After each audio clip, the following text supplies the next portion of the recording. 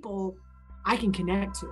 People, when I show up and I can be genuine and I can be transparent, I can be vulnerable, and I show up that way every time, you're not going to have to question, okay, who is this? What's it for? What's the reason?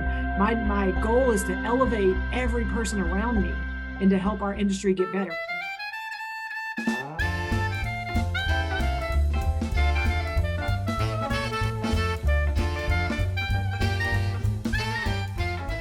And welcome everybody to Equality Podcast Season 2. We are happy to have with us today Jennifer Lacy. You guys probably know Jennifer because she's one of the awesome people on LinkedIn, very engaged and discusses plenty of stuff with folks that are willing to have a good, honest discussion. So we are so happy to have you on, Jennifer, to talk to us about lean and culture and putting people first in lean today. Fantastic topic. I know it's really close to the heart of John Thacker and John Thacker, who are joining you today via podcast. So welcome, Jennifer. Thank you very much. I appreciate it. I'm excited. All right. Well, we're excited to have you. So for those of you that don't know Jennifer, why don't you tell us a little bit about yourself and what you're up to these days? Okay. So I currently, my day job is I work for Robbins & Morton. We are a healthcare GC, work all across the country. And I'm based out of Dallas, and my role is our lean practice leader, which really is just all of our jobs, all of our projects, all of our people, all of our offices are my customer. How do I help them with process improvement? How do I help them with leadership development? You know, what does that look like on our projects when we look at culture and the people part of lean? And I think again, processes are in there and tools are in there, but I really focus on how the people play a part of that. Awesome. John, what do you think about that? I would like to start with a hard-hitting question, John, and that's, Jennifer, you work in a place that's distributed. You're doing healthcare GC work all across the country, I imagine. How do you have an impact on culture when you aren't physically there? What does that approach look like? That's a great question. And so I think number one, when you're talking about culture at any point within a business or even on a project, it has to start with the buy-in from the top and the support from the people that actually, make a lot of decisions that have to do with work we do and the people we work with. And so having that leadership buy-in from the top and their commitment to us establishing that culture early. All of our new hires, every person that comes within our company goes through in a kind of a cultural alignment class with me. And then every project that kicks off goes through an alignment internally for Robbins & Morton folks on job. And then we also then have an alignment with our clients and our designers to kind of let them know what that culture looks like. So that helps a little bit when you can start off the projects like that. Yeah, absolutely. So how is your approach to getting buy-in from the guy that leads the team actually out in the field? So again, we're all going into our 7th year on our internal lean journey officially. We have a couple of projects that have guys that have been on IPD jobs probably about 10 years ago. And some of those things kind of started organically. And then as a company about 7 years ago, decided we were going to do that and really be intentional in that approach. And so when you have leadership buy-in, that helps a lot because it's not just me trying to push a rope. But also we have a lot of organic growth within the company over the last 7 years that maybe people that were on, high performance teams that were doing lean. And then now they're on other jobs. And then again, for me, I can go in and I can say a lot of things, but when they're hearing it from their peers and they're seeing other things happening on projects that are similar to theirs or in roles that, are things that they support, that to me is where I found the most value. Awesome. Well, thank you for sharing a little bit about your background for folks out there. We'll have a link in the down below thing for folks to connect with you on LinkedIn. So culture and people, right? People and lean, putting people first, keeping your priorities straight, all that. Of course, for Jake and I, we center around this topic, partly because we actually like people, surprise, surprise. Partly because we've been victims, we had lean done to us in the past, and it didn't work and it wasn't fun. And partly because we've had the opportunity to see lean and continuous improvement actually work. And when it does, it's people centric, right? And people first. And we're excited about living in a world and going to work in a space where people are valued and important and matter. So language. yeah, All those absolutely. words, it's like Right? matter, people, culture. So it's an interesting conversation because I have experience in automotive supply chain. That's probably where I got the most exposure to actual lean. And most of those cultures are kind of crappy. I know, I don't want to tip over anyone's sacred cow, but I've worked with all the major auto manufacturers, including a very popular one, that starts with a T, not Tesla. And I can tell you that the culture is not fantastic. I'm sure it depends on which plant you're in, who you're interacting with, but there's still very much a patriarchal type of culture, right? So top-down authoritarian approach, no matter how much you involve people, like when you're telling people you have to be involved, like you have to have ideas, you have to solve this problem. It's really the same flavor. It's just the methodology that has changed, right? So you can have a boss that says you're going to do it this way or else, or they can say you're going to figure out a way to find it out for yourself or else. There's not really a difference experientially, right? Or not much of a difference. Yeah, it's like voting in Brazil. The legal requirement that everybody votes, and so you get these guys like Superman almost got elected in Brazil because nobody cares at all now that you're obligating them to do it. Right. Well, next year they won't allow you to write in your ballot. You'll have to choose from the one candidate. And there's countries like that already, right? Mm-hmm. Yeah, voting in China. Here's your one choice, go out and vote. So I bring that up because, there's, I think, a change in people and culture and, what people are sort of willing to tolerate at the workplace. We've seen this whole great resignation, and maybe there's probably a little too much drama around that, but it is a real thing. And the way that people want to be treated at work has changed pretty dramatically. So tell me a little bit about that, Jennifer. Well, I mean, again, I say this over and over again, people just want to matter. I mean, again, whether they're having a hard day or they're just, not very nice people, again, they want to matter. They want their work to matter. And I think when we've approached it in the past, it's work, work, work. We focus on the work, your end results define your worth. If you can do what we ask you to do, then you are elevated because you've done exactly what I've asked you to do. And if you are trying to do something different, or you come up with a better idea, or you're saying that something is wrong or there's a better way, then you're just bucking the system. And that's tradition, that's construction. And we've had a lot of success with things that people are just doing what they're told to do. But I think in this day and age, and as we know, the construction industry is broken, and that if we want it to get better, we've got to look at ways to do that. And I think in the past, you hold it close to you that you have all the knowledge and you have the experience, and you are able to bring that into the conversation and go, I'm the expert and I can do this, and I've done it, and I've proven it, and I've made a lot of money, and why do I need to change? And that didn't something come out from our earlier conversation this morning? Construction something like half as productive as other comparative industries? Well, it's because we keep doing the same thing over and over and expecting something different. That's the definition of insanity, right?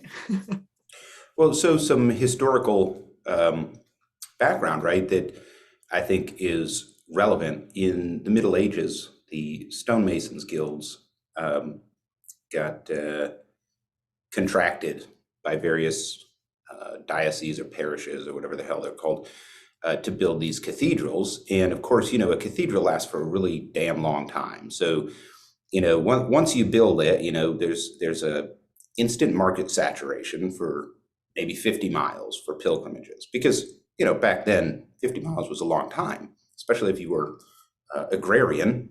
That's time that you can't spend, in husbandry with your animals and your crops and stuff. And so there were some, competing guilds, and they used to write their plans. They have a tray with wax in it, and they draw their plans in this wax because they get raided by like other groups. And if they got raided, they would just drop a candle on that wax and melt the plans, right, to keep all the knowledge to themselves, because it was a meal ticket. You were trusting this patron to tax all the peasants and give you their money so that you could build this cathedral. And it was still the economic system was like you got paid, and whatever you didn't spend on the cathedral, you got to keep. So there was like that perverse incentive, to cut corners, right? So that's not familiar to anyone at all, right? Right. So there was a reason for them to hang on to that skill and that knowledge, which was there's only so many cathedrals to go along, and we got out of the rat race. We're not peasants anymore, and I'll be damned if I'm going back, right?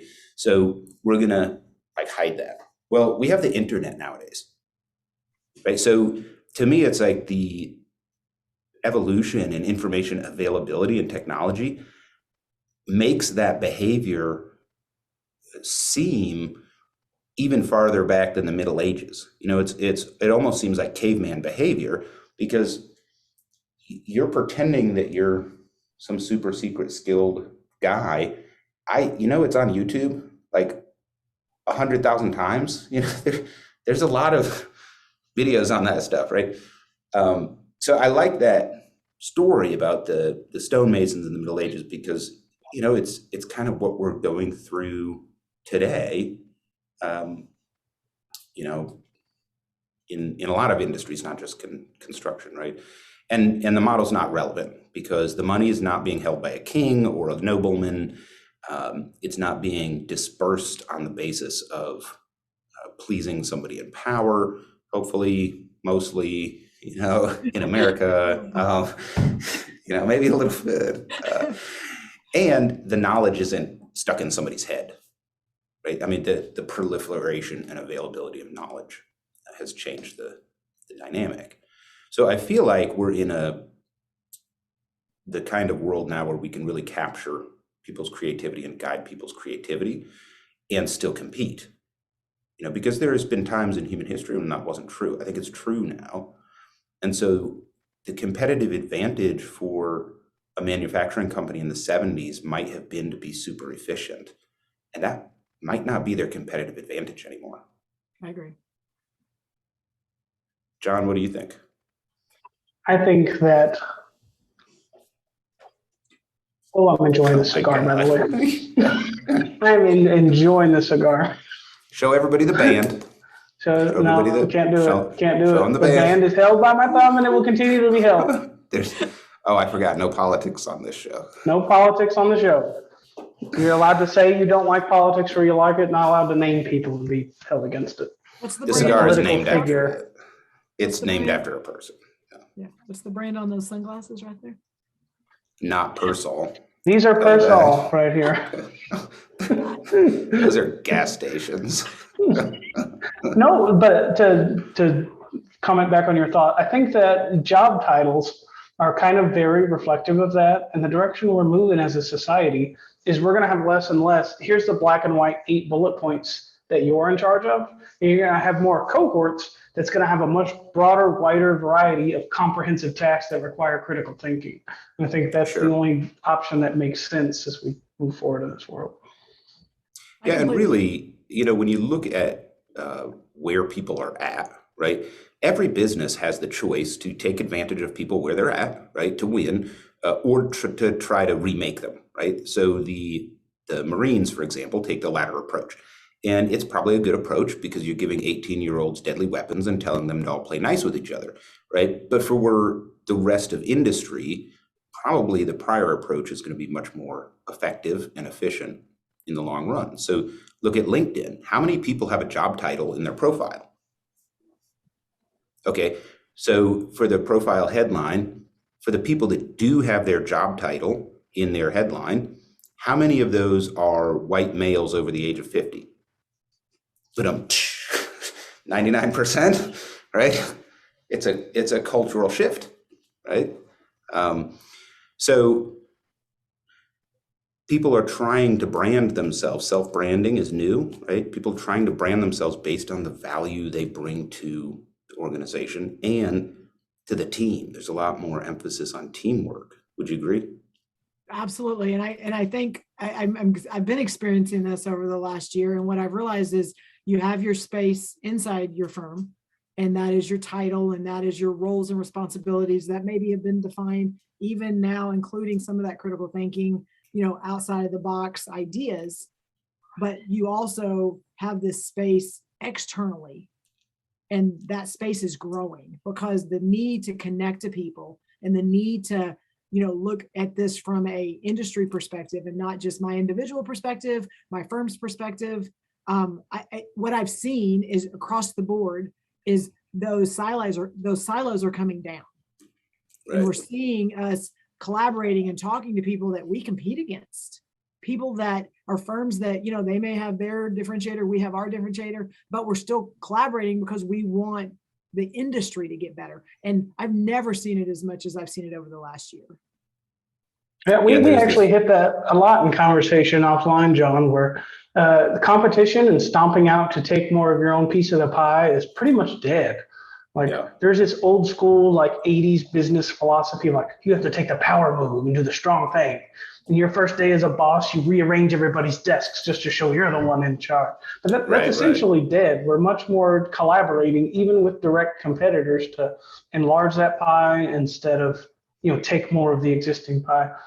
Well, it's been forced. I think it's been forced because of the workforce. Right now, if we go out and think we're the best at everything we do when it comes to healthcare construction, and that we want all the healthcare construction work, it's just not even feasible, number one. And number two, we got it. We put people on it. And with the workforce and the way that we're looking at things in general, you have to look at strategy, and you have to look at your business model, and you have to look at things bigger than just, it's all about me. And we have trades. We have trades in our industry that work for us, work for our competitors. We need them to work for us. So what are we doing to draw them in and to make them want to stay where we are? And money is always a factor. I'm never going to discount and say money doesn't matter. But again, if you're paying them the right wages and you're doing the things you're supposed to do, what is making them want to come work for you? And it matters now more than ever. Yeah. Do you think we're going to get to a point in society where we actually care about what happens with that person outside of their working life? I feel like we need to, but do you think we'll ever actually reach that point? I think we're starting to scratch that surface right now. I think we're starting to have those conversations, and it's scaring the crap out of people because they're so uncomfortable talking about those things. But those conversations are going to have to happen. Else, again, we're going to lose them, because if we're not having those tough conversations and those conversations that make us very, very uncomfortable, then we're not growing. We already know that. And number two, that they're just going to go somewhere else because they can. Right now, we've got to give them reasons to stay instead of trying to justify, maybe they can just leave. We can't do that anymore. We've got to give them reasons to find the value in where they are. Yeah, it's a good point. Additionally, when we look at the dynamic, between labor market, business, changing culture, that sort of thing, there are certain elements of traditional business behaviors and structure that just have to go away. They can't be adapted. Right? There's some that can be adapted, and then there's some that you have to rethink it. Right. So when we talk about these kinds of conversations, I've been having these for probably 10 years, right, with direct reports, because I actually like people, and I talk to people about people stuff, and they'll open up. But for years, I had to be very careful, because that was a strict no-no, and HR would have a fit, or legal would have a fit. You talked to this person about coming out with their sexual orientation. You can't do that. You're not a therapist. We could be liable. I'm you're not going to be fucking liable. I just told them that I support you, and there's a lot of people that could take encouragement from you, being your authentic self and do what you think is right. what are they going to do? Sue me, right? Sue the company because I said something. It was really more stemming from, don't associate us with anything that's not related to work. Right? You're an agent of the company. You can't have an opinion on this. Well, I'm pretty fucking sure I do have an opinion on this. Right? Good luck with that.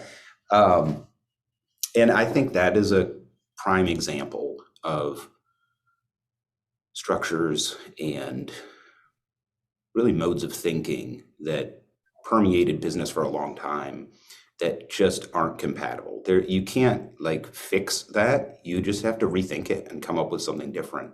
And maybe that looks like coaching and training and boundaries for leaders. How do you talk to somebody whose child is going through transition, for example, sexual transition? Or how do you talk to somebody whose grandfather is going through Alzheimer's and can no longer recognize you? And how do you talk to somebody about, fill in the blank? So maybe we need to think in terms of training people to have these kinds of conversations in order to allow leaders to be human and connect with people on a human level, because I think that's a non-negotiable for retaining talent in today's workforce. John, you're spot on. You said connections about 10 different times. And to me, that's the key. Well, that's the key. I think you said it because it's so important, the connections that we're making. Jesse and I had this conversation earlier today and yesterday. It's right now creating the space for the connection. So you create the arena, but what are you doing to draw people into it? So you can create the space and go, hey, we want transparency, we want vulnerability, and we want healthy conflict, and we want all these things because they're important to us, but no one shows up. Right. Because you're saying it and it sounds great, but you're not doing it. And so if you're saying, hey, we're going to do these things and let's assess them and let's make sure we're doing them. And if not, then what are we doing wrong? And let's make sure, that's again, going back to the voting. It goes back to your voting reference. Right. It's like versus, hey, let's create a space and let's do these things because they're important. And then people are drawn into it and they realize, hey, you're just as vulnerable as I am. You're asking me to do something, but you're already in that space. And that's, again, one of the big pieces for me in this industry, not coming in with this very operational knowledge when it comes to building buildings, but people I can connect to. People, when I show up and I can be genuine and I can be transparent, I can be vulnerable, and I show up that way every time, you're not going to have to question, okay, who is this? What's it for? What's the reason? My goal is to elevate every person around me and to help our industry get better. Okay, who doesn't want that? Well, I got a great story there that's even made it in my book. As you know, we previously worked together, John Thacker. And in my, relentless pursuit of excellence and trying to climb that leadership level, I'm soliciting feedback. Give me literally anything that's going to make me better walking into tomorrow. And one of the things John had pointed out to me was I bite my nails. I'm a chronic nail biter. And that my posture is bad. So when I sit in meetings, like group meetings where I would be in charge, my posture looks like I'm not very engaged and I'm biting my nails like I'm critically nervous all the time. And I just immediately thought, holy shit, is that the first time somebody was just genuine with me and gave me real actionable feedback I can take and change my behavior? As you can see, I've got beautiful nails. From actually changing my behavior after getting real feedback. And I thought that was so good that made it into the book.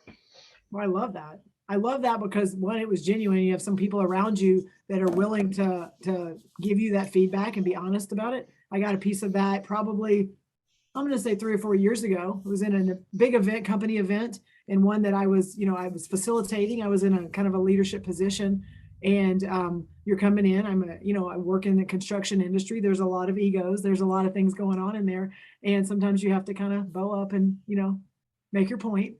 And we were having some conversations, and someone I very much respect looked at me and he goes, Jennifer, you're just mean. And like, at first I'm like, no, I'm not, whatever. You have this, you get defensive. But again, after you take take a step back, you reflect. And that was good advice because again, he's someone that respects me and knows me and knows the person I am and what I can do. There's a lot of people that don't. And if I'm not thinking about my tone and my, how I'm speaking to people and how I'm trying to make my point, I'm screwing myself. Mhm. Right. Absolutely. And you're like 6'11", so I bet that's terrifying. Yes, taller than Jesse, that's for sure. Everybody's taller than Jesse. Yeah, it's not saying much, is it? Sorry, Jesse. Love you, man. Culture, people, and lean, right? So here's my observation. So I've served as senior continuous improvement manager for one organization. That's kind of like lean champion or, similar to what you do. But mostly I've served as general manager because that's what I'm good at, running operations. And some of them were lean, some of them weren't. A couple of them were actually lean. The rest of them were, lean in name only, I call it. But they had like a continuous improvement silo, that sort of thing. And historically, I think the biggest challenge for companies that are trying to have a continuous improvement culture or be lean is getting the board of directors and the CEO to internalize the philosophy of we are going to maximize value to the customer by eliminating waste. By the way, cost and waste are not the same thing. We will probably have an entire episode on this. Cost and waste, not the same. Don't confuse them. Labor is a cost. Labor is not a waste, okay? Anyway, that was the hardest thing to overcome. And you have some companies that have developed a pretty effective lean playbook, which is essentially, when we start up a new operation, we're going to follow this path because it's worked so well for us in the past. Obviously, that's less effective than having some people with a deep knowledge of lean and implementation guide every step, but that can also be impractical, particularly in periods of rapid growth or mergers and acquisitions, which is very hot in a couple of markets right now, a couple of business sectors. Bosch comes to mind, Danaher, Honeywell, Neovia Logistics. These are all companies that have like a lean playbook, right? And typically they have a certification strata, like, okay, you're certified lean, now you're bronze, now you're silver, now you're gold, and to do that, you have to fulfill certain mandates. Right? So that's kind of where we've been.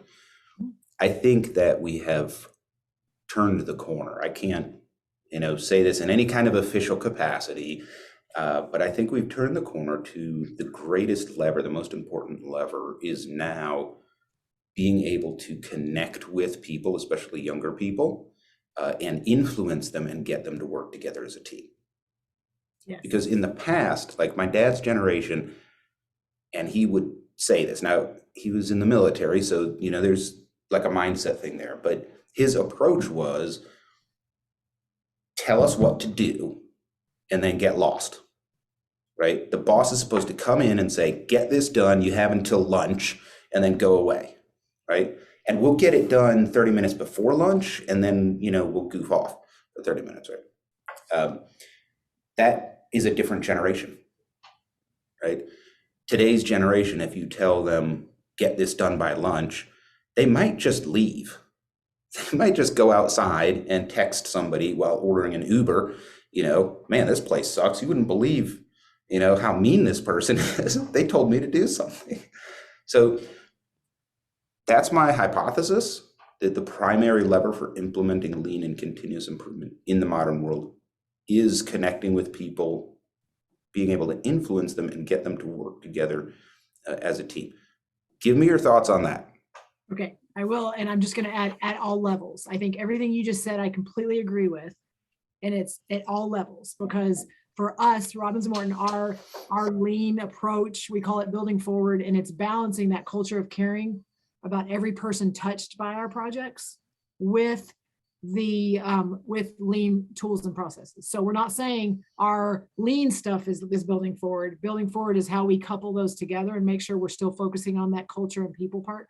And so within building forward, which is what I lead and kind of help facilitate is we have, instead of champions, because we've kind of gone down that road, and you can, there's goods and bads. You can have champions, but they're not really experts at everything. And so we realized that there was a better way to do this. So we have building forward advocates. And when you think about an advocate and what they are, the only requirement to be an advocate is you want to do it. That's it. I mean, we have some that were, 3 months out of college. We have some that are senior superintendents that have been with us for 25 and 30 years.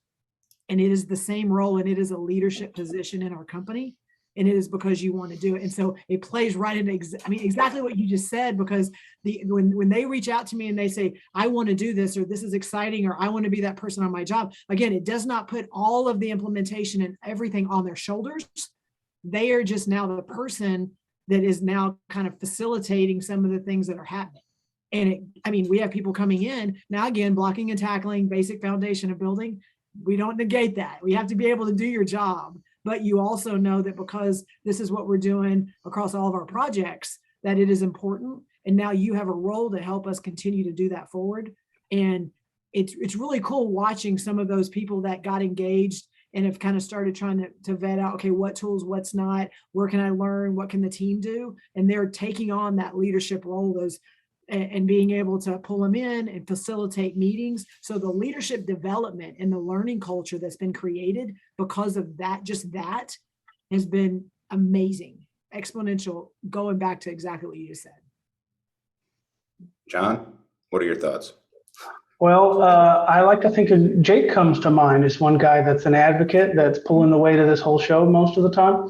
And I just wonder how the Johns are going to try and live up to that. Advocating, incorporating everybody, injecting some fun in it, but also making it meaningful, impactful, make a difference. Because that's what I want to do at work and afterwards. When I wake up and I'm not on this podcast and I'm not at work, guess what? We're still having this conversation. We'll still call and have a really similar conversation where we dive into, hey, what are your thoughts about like this aspect or that aspect and how we're going to make functional change? I don't know. We'll probably write a book on here's our definition, because in Lean, everybody's got their own slightly muddled definition of what that philosophy looks like. And I would like a deep dive. Here's what the philosophy is, and just put all that into words somewhere. The Lean Bible, if you will. Yeah, it's an interesting conversation that we've kind of been having for a while, right? And then there's always the, prescriptive or descriptive, right?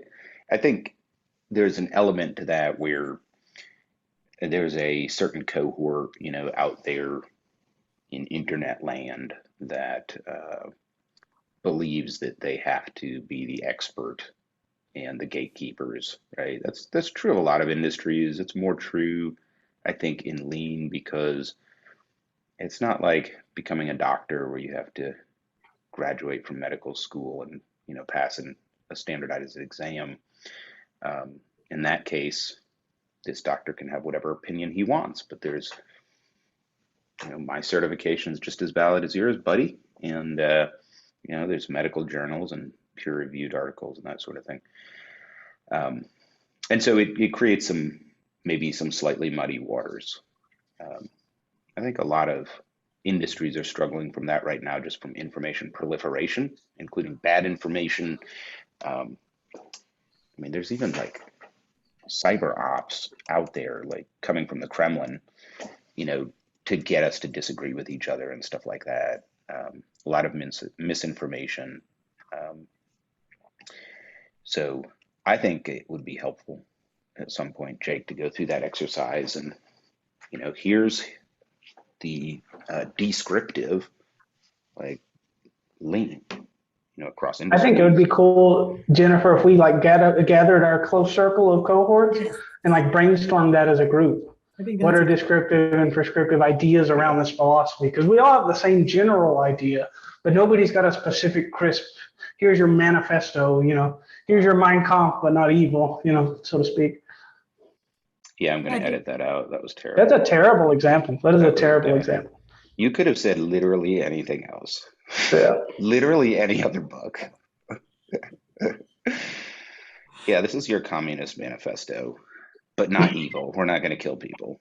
But it's like the standardizing the 5S. It's when you're standardizing. It's like, it's great because you've done all this great and you've got it where it needs to be, and now you're standardizing it for now. And then, okay, And then it's like, okay, what's next? How are you making it better? So Yeah. I feel like there's nothing that's like, okay, here's the one best way. Who said that? Yeah, there's definitely not a one best way, right? That like if you think that, then you have no idea what you're talking about in lean or continuous improvement. That I can Absolutely. say definitively, right? Um, yeah, I saw something the other day where some guy was saying you can't have lean construction or lean healthcare. It's really just uh, industrial engineering applied to manufacturing. I'm like, wow, Not one of the trolls on my post. yeah, I'm like, first of all, how are you even allowed to have an opinion? Like there should be some sort of licensing body. Like you get to post online and you don't. And, you know, Yeah, we wouldn't so have social some, media if that was the case, John. Like we just right. wouldn't We have could social hire you. media. Yeah, there would be three of us. Yeah. Mhm. It'd be We could two hire Johns John. talking to themselves. Yeah. But yeah, so there's a lot of just weirdness out there. And, so for folks that don't have, like, haven't gone down the path of being in an organization that does CI well with a mentor doing it, um, you might not know what to think, right? Absolutely. And that ties into the conversation about culture and people, right? Which is one of the aspects of lean in particular um, that sets it apart is its emphasis on senseis or teachers or guides, which is to say, you have to actually do it, you have to practice it. And I've kind of been preaching this for a while about the soft skills in work. Like, who's dumb enough to think you can read a book about baseball and play baseball? Literally nobody. Like, nobody thinks that. But you think you can read the latest New York Times bestseller on leadership and be a good leader? Really? Like, do you actually think that? I mean, probably not. Um, but I still shell out the money every month. Uh, you have to practice it, right? There's some Absolutely. great books. Am I or Am I?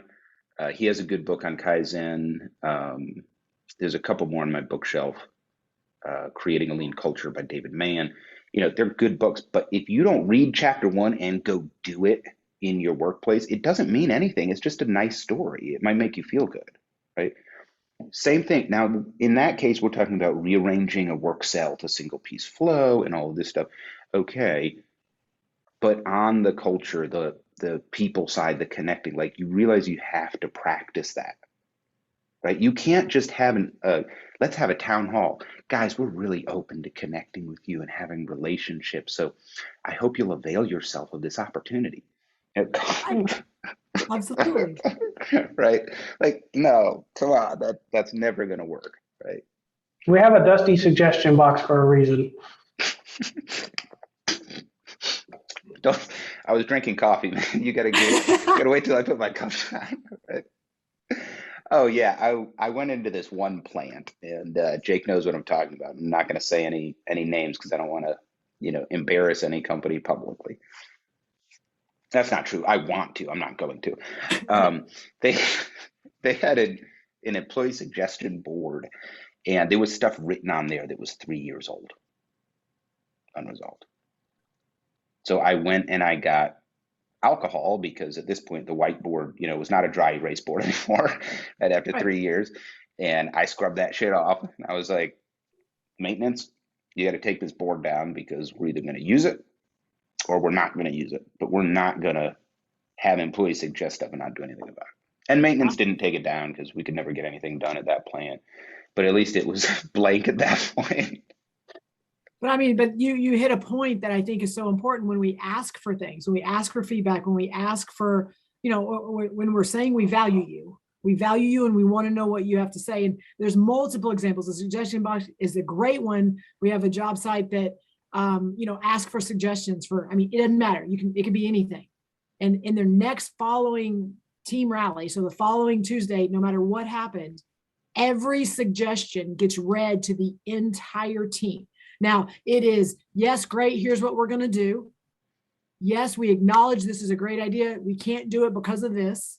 but we're going to do this. So again, even if they know that there's no way they can, float the bathrooms from the third floor, whatever it is, it's like they at least acknowledge, we heard you, and here's the reason why it's going to happen or why we can't do it, or here's our, here's the way that we're hoping we can at least accommodate some of that. And again, that to me, that's an awesome way to do it. But it's the same if you look at the daily huddles and you have people up there and you're going through the constraint board, and those constraints, I mean, we know those are things that stop and impact schedule, and somebody makes a comment and you weaponize any of that information, they will never, ever bring up anything again. Yep. That's a great point, right? And that ties into the idea of practice, right? Like you have to do this over and over. And by the way, you're gonna mess up, like Yes. I'm a really smart guy. You know why? Because I learn every time I fuck up. And I have messed up I am a as lot, well. right? As Yeah. well. I mean, I will be the first to tell you, everything I've learned about leadership, I learned from doing it the wrong way, right? So great, great call out. But also, I feel like leaders can really benefit from self-reflection and taking time to think through how they want. Jake, you're killing me, man. I feel like I'm trying so hard to focus on you right now, and it's so hard. With two Johns in, it's a little rough. It's funny because that part's not going to be on camera at all because it's speaker view. Yeah, yeah. The camera switches depending on whose audio is being picked up. Um, but the practice of thinking through how you want to do stuff and self-reflection. I know we talked about this on Work It Out Wednesday. Shout out to Work It Out Wednesday for all our listeners, 7 p.m. Eastern time every Wednesday. Be there, be square. Jim was not on the last one, so I'm going to roast you in public. But I was. Respond now. Commit to the next one right now. I will be Wednesday. I will be in town. Yes, I will be there. I will really not be traveling on an airplane. Yes. Borderline abandoned last week, but we won't go there. No, but we talked about how I got somebody to resign in like 5 minutes, less than 5 minutes. Right? They needed to leave the team. Like he wasn't a good fit. Right? Well, how have I gotten to that level of effectiveness? Practice, but also reflection. Right? So when I do something, I think about, did that go the way I wanted to, and how could I make it better? It's PDCA. It's not just practice, right? So practice makes. Yes. More practice. What does practice make? More practice. Is anything perfect? Practice makes permanent, not perfect. Right?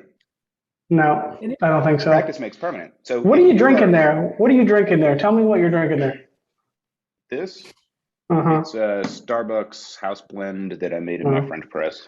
If I was Jake today, I would just have a cheap soda, but since I'm John, I have some artisanal water from the mountains of dew. Oh my God.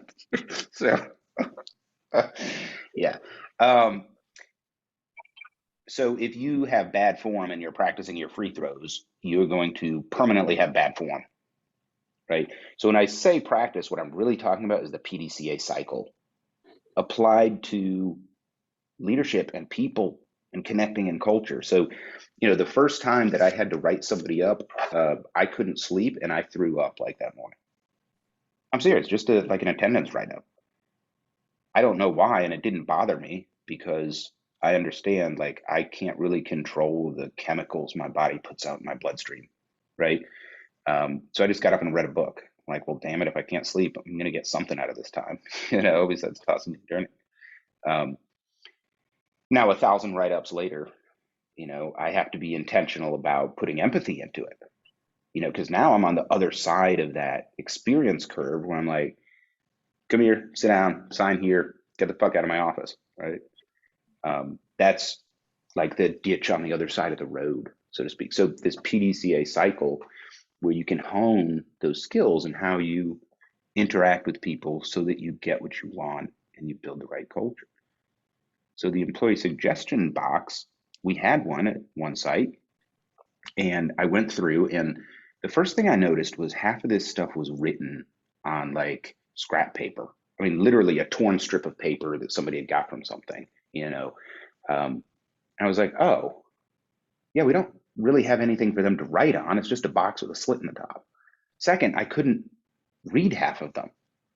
I mean, I just couldn't read them. You know, the handwriting was too poor. Nobody had put their name on it. You know, some of them just said "F you." You know, this company effing sucks. You know, stuff like that. So I got these instead. I got a board, right? And in the board, I put the areas. You know, like columns, the main areas of the building. And then this way I put safety, quality, delivery, cost. Or maybe it was the other way around, but it was a matrix like that. And I got these custom sticky notes that were, you know, about like that big. I don't know if you can see that on the camera, but half a sheet of paper. I didn't design them. I found them online, but it had like name, the SQDC silo you're trying to affect, like which area of the metrics you think this will help, and what your suggestion is, and then a place to put your name. So I just bought those. Now they have something to write on, right? I got those nice Skillcraft government ballpoint pens that always write on everything. Put a box of those there. Plus, they're cheaper than Bics on Amazon. So everyone can fill these out and stick them on the board in the right square. I demonstrated it, and I just told people, you don't understand. I have to have your feedback. Do you really think I can manage a 2.5 million square foot facility with 350 people and have all the good ideas? Get lost. There's no way, right? So it took some adjusting, but what I did was the very first month we had our monthly meeting, I took all of the suggestions off the board, and everyone that had put their name on it, I read out loud in the meeting, and I gave them an award. Even the ones that we couldn't use their stuff. And all of a sudden, people are like, "Whoa! Like, Yes. This name thing isn't so that you can fire me, right?" Instant change in behavior. Yeah, a hell no is better than an I'm not listening. Oh yeah, I would agree with that. I'd rather my boss say, "You know what? Get the fuck out of here," than just So, ignore. Jennifer, are you doing anything in the construction industry today that's gamifying or making the conversation around am I winning right now? Like measuring or like just individual, like growth? Either, both. What am I doing to celebrate the W? I had a good day at work. Okay, so a couple of things is one, I do measure implementation, and one of our categories is team health. And so again, it's a little bit different because it's easy to measure, and nothing's easy in construction, but it's a little easier when it's something that is quantifiable and tangible and you can touch it. But team health, I think what we found is they're able to kind of assess their own team health, and what we do with a lot of that conversation and a lot of the things that have to do with not just health, the team health impact and implementation, but also how that affects their job and the relationships on the job, is we take any of that data, all of it, anything that they're sharing, and then we turn back around and we elevate that. We have monthly calls that are really focused on the things that are coming out of those logs and what they're sharing. And then elevate. How do we take what they're giving me and elevate them? And I'm shining spotlights on, co-ops and on anybody, craft workers. We've got, and even bringing the executives in. And I know that sometimes it's like, well, why? Because you know what, when you got resistant executives and you start shining hot spotlights on them, then all of a sudden they realize that they're part of this journey and they're part of this train, and their people are engaged and they're on board, and it pulls them in. And again, I'm full advocate of that pull system. Let's pull them in instead of saying, hey, here's what we're going to do. And so highlighting them on those calls monthly is in my mind huge. And then we also have a system in place when it comes to providing support and resources and things like that. And so ideas coming up through the system, how is this being implemented? And again, elevating them internally. We have internal Yammer and things like that. But again, I am all about shining the spotlight on anybody and everybody that's willing to let me know what they're doing. Yeah, if you hold the door open, people literally speed up to come through it. Like that's a real thing in the universe. Yes. Well, it's funny to me because anybody with kids gets it, right? Like my kids are 7 and 8 now, right? As And are if you mine. want, yeah, if you want anything out of your kids, all you have to do is praise and encourage them. Even if you don't know what you want out of them, right? You can just praise and encourage them. So I don't have a specific behavior in mind when I want my daughter to behave at school, but I can say things like, Alana, when you're kind to your classmates and teachers, it helps everybody work together. And they like that. And they'll like you, right? I don't prescribe behaviors for her. Don't do that, do that. But I do speak to her emotional state. And hey, if you stay in this box, that's in alignment with what you want out of school, right? You'll have more friends if you do it this way, right? That sort of thing. So it's part of human nature, and we know that. Sometimes we just struggle to bring it to work, I think, right? And that's why we're having these conversations, because that needs to change. And it's a critical lever for future success for a lot of businesses. I think it's the lifestyle, that lean lifestyle. We talk about it, we say it, and it's universal. And yeah. And then I take the hat off when I walk off the job. Mm-hmm. And Yeah. really, I mean, Jesse and I are highlighting that in the collab sessions we're doing on just how it transcends. And if you really believe it, like you really live it and you believe it, then it's a lifestyle. Like it's the way you live and the way you interact with people, and it can transcend one verse. I mean, you can go back and forth, and it can bring it in and it can take it home, but then it's impacting, so many things when that's what you believe and that's how you show up.